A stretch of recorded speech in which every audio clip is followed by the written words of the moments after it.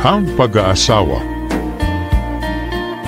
Gusto mo ay asawa at anak. Buhay mo naman ay hindi tiyak. Sweldo mo ay kulang pa sa'yo. Paano naman ang buhay ninyo? Huwag ka na munang mag-asawa kung sa magulang ka rin aasa.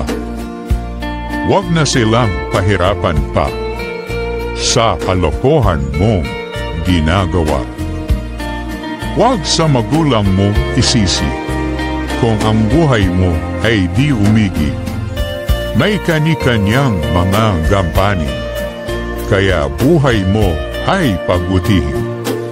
Masaya ka kapag may asawa, malungkot ka na pag may problema.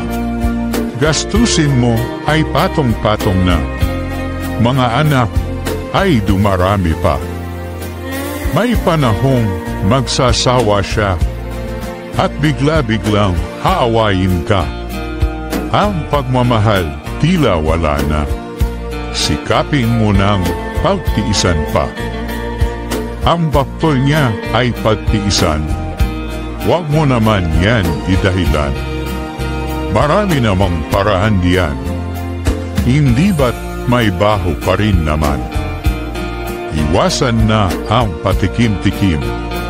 Pare-pareho na lamang iyon.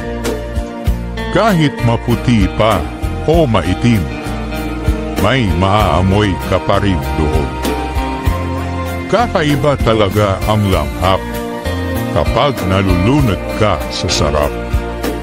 Kakaiba na rin ang iyong singhap pag nakalubog ka na sa hirap. Tama ka, sabi ng iyong asawa, na masipag at matalino pa. Iniwan mo siyang nag-iisa dahil lang sa babaeng maganda. Huwag ka na kasing maghanap pa. Asawa ay nasa tabi mo na.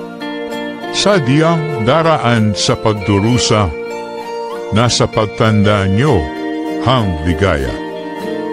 Ang asawa mo ay respetuhin sa kanyang mga hadlikay. Pagtulungan nga ninyong gawain.